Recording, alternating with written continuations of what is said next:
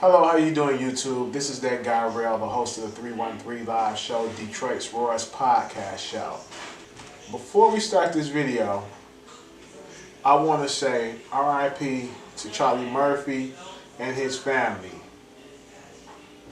We got the news earlier today that Charlie Murphy has passed on and lost his battle with leukemia. So, everybody remember Charlie Murphy for who he was, a very funny comedian, and he was also the oldest brother of Eddie Murphy. Okay, ladies and gentlemen, I am back again with another video, and this is basically a video I want to touch down on with a lot of people. Let's clear some shit up, because I keep hearing a lot of bullshit from bullshit entertainers, bullshitting OGs in the game that clearly said that Tupac said that Biggie shot him. That was not what Tupac Shakur said. In many interviews, Tupac said that Biggie and Puffy, he believed, knew about the setup of him getting shot at the studio and did not inform him of that. I repeat, he said Biggie and Puffy either knew about the setup and didn't warn him about it, or they set it up. That was his exact words. He never said Biggie shot him. He never said Puffy shot him. So let's clear that bullshit up right now, because you got a lot of old fake ass niggas running around in the industry talking about Tupac was fake, Tupac this, Tupac that. Okay, the man is dead 21 years this year, and you bitches still got this man's dick in your mouth spewing hate on him. That's fucked up. Let the man rest in peace. Real talk. Let's move on. For a lot of you people who don't know the story of how the East Coast, West Coast shit started, Tupac himself said, this is not an East Coast battle, this is not a West Coast battle. This is between me and Biggie. He stated that many fucking times. This is about me and Biggie.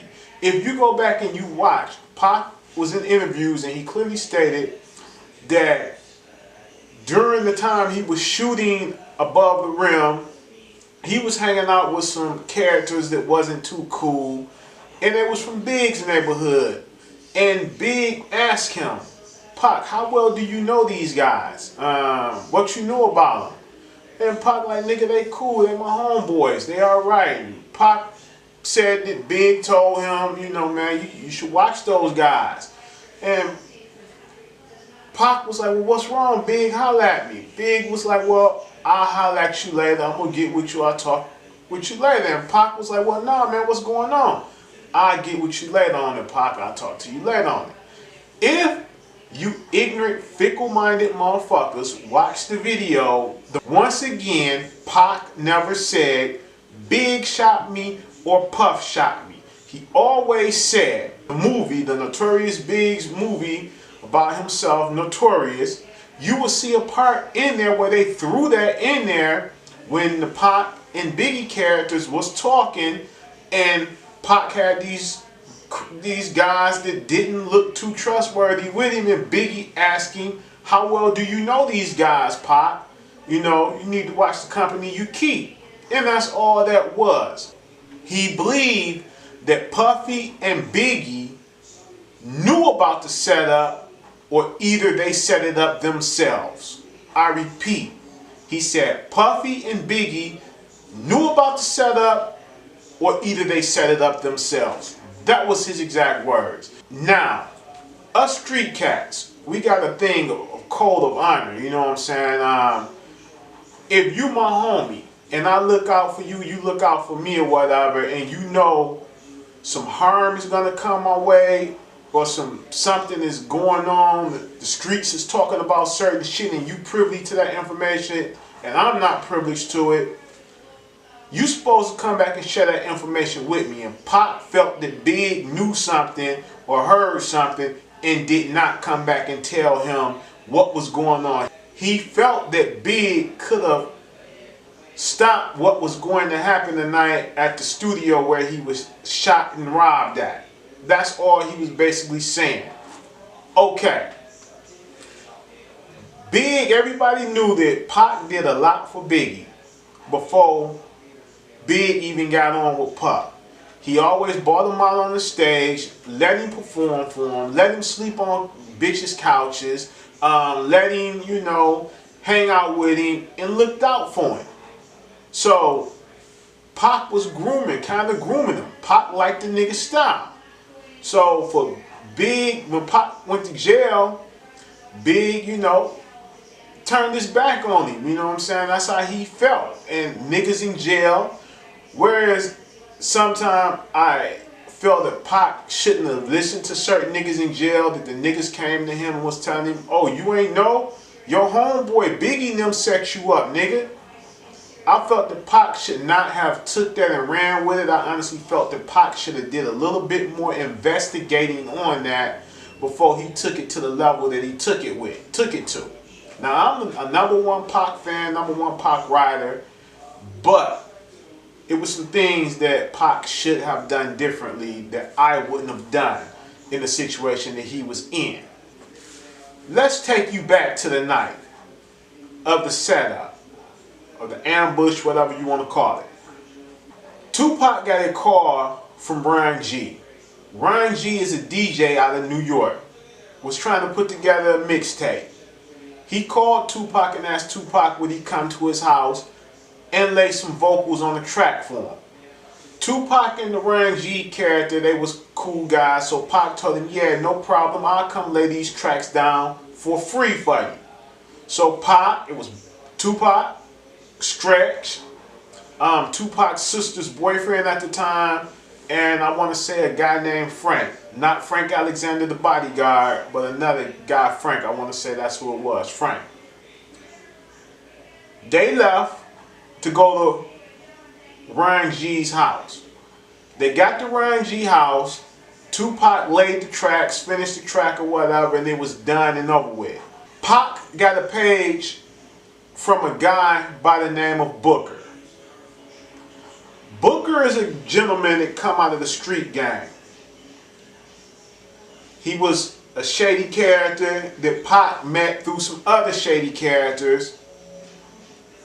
And Booker was trying to go legit, go straight, and, invest his money in the music game. Tupac told Booker that he wanted 7 G's to even be featured on the album. And Booker agreed to pay Tupac the $7,000.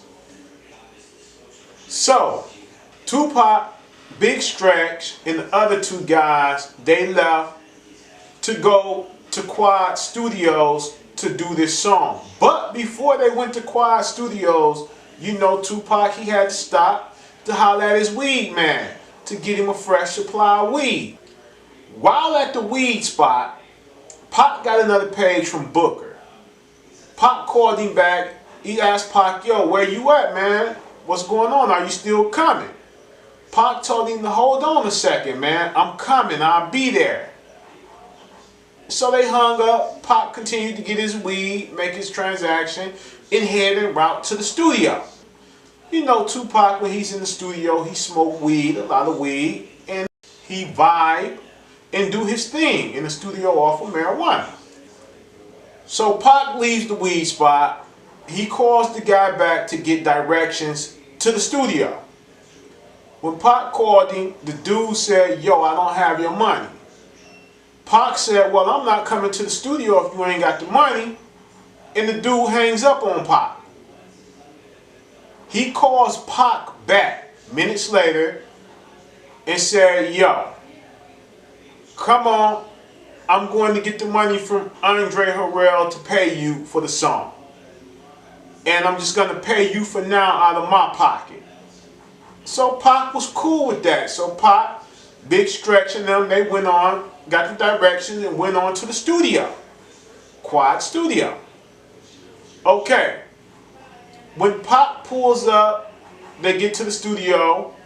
Pac see a guy outside with fatigues on, Brooklyn guy. This is back in the day. This is what Brooklyn cats wore, army fatigues and, the little hats down and shit. He saw a dude standing outside, and he sees another one on the inside sitting down on the desk reading the newspaper, acting as he was reading the newspaper. When Pac saw this, he was a little leery about it. But he saw little seeds.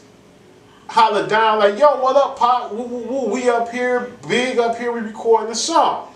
So Pac relaxed a little bit more and said, okay, this is Biggie security then, because cats out of Brooklyn with the fatigues, army fatigues, and you know, they hats down. So Pac was a little bit more calm. So he as he walks into the studio to get buzzed in, shall I say the hallway entrance to get buzzed in, they buzz him in. So as he's going for the elevator, the two dudes come out of nowhere and tell these niggas to lay on the ground. Everybody run your shit. You know what this is. So Stretch lays on the ground, and this Pac said this, that it hurted him because Big Stretch was a big tall nigga and he towered over these niggas, and he thought Stretch was gonna fight these niggas and he would have had a chance to pull his gun and do what he had to do, right? Stretch dropped to the floor like a bag of potatoes, so did the other guy. So Pac was froze. He said, he wasn't trying to be a brave guy. He was froze. He stood there like in disbelief. He didn't believe that this shit was happening. So one of the guys had the gun pointed at Tupac's stomach. Tupac said the only thing he was thinking about was shit bags and piss bags for the rest of his life. So he grabbed the gun, the guy's hand, to move the gun from his stomach to his side, and the guy shot him in the leg. So as they shoot him a couple more times. He said he blanks out like he was unconscious, but he realized that he was not unconscious. He didn't even know he was shot in the head. The bullet wound, it was a flash in, flash out in the head, and the same way in his ball. So he got shot in the testicle. Okay. Pac said these niggas was stomping him and beating him and like, fuck you nigga, whoop whoop this, and they snatched one of the guys, $10,000 worth of jewelry off one guy, and they snatched Pac's jewelry, which was his ring, and some chains, but they left behind his diamond-crusted Rolex. Because they, you know, I don't know what the situation was, they couldn't get it off or what it was, but they left it behind. So Pac laid there and said he pretended as if he was dead. Until the niggas walked or ran off or whatever they did. So, as Pac gets up, he hops up, everybody hop up, he takes the elevator up and goes up. And when he gets off of this elevator, he said that he was fucking shocked. Because Andre Harrell was there, Puffy was there, Biggie was there, the nigga Booker was there, and so was Lil Sean. And a couple other niggas. He said it was about 40 niggas in this studio. No one heard the commotion that was going on, and he said they all looked surprised that they saw him and he was still living. That they had a shocking look, like, nigga, you supposed to be dead. So Pac said that he asked somebody to roll him some weed. He called this girl on the phone and told this girl, yo, I got shot, call my moms, let my moms know what's up. And everybody around him like, yo man, your head. They didn't know he was shot in the head. They thought he was just pistol whipped.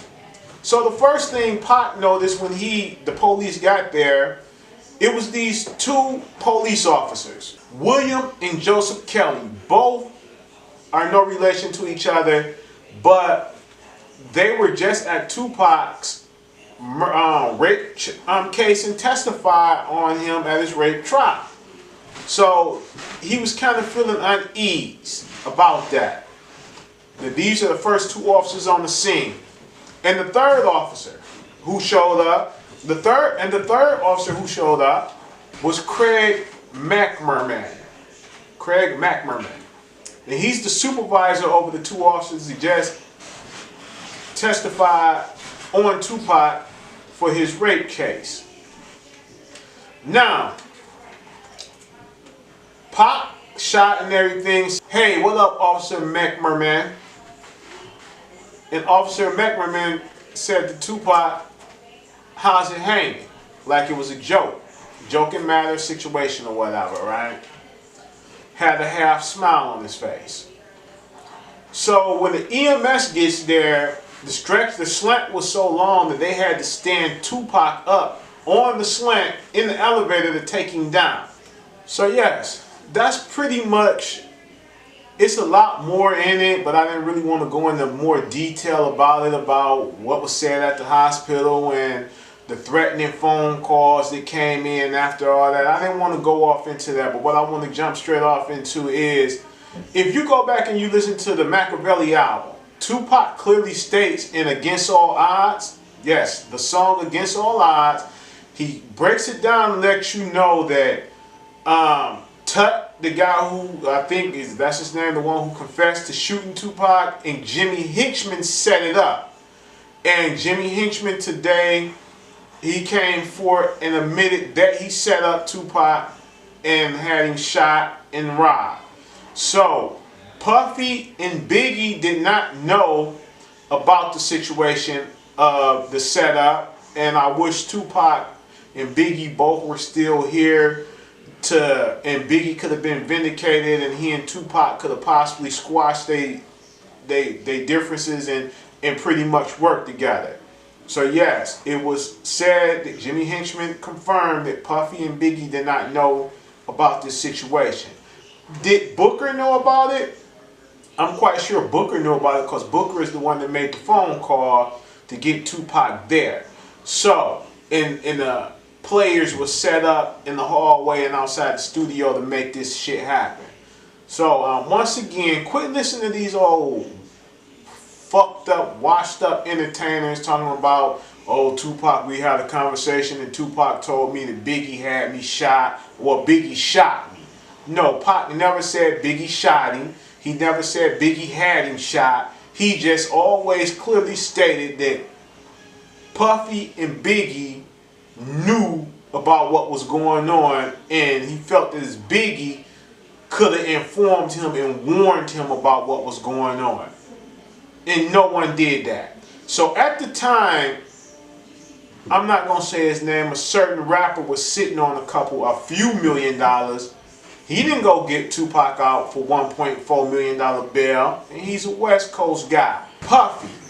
I honestly believe if Puffy went and sat down with Pac at the time and talked to Pac, he may have could have got Pac to see a little different, like, yo, we had nothing to do with this. I want to put up, and Puffy should have put up the $1.4 million bond. Said, yo, Pac, let's work together. Come on over to Bad Boy, or just give me a couple albums. Let's do something. So you got all the major players. Russell Simmons. Russell Simmons was a fucking billionaire at the time. You mean to tell me he couldn't have gave the $1.4 million bond to get Tupac out of jail, him and Puffy together?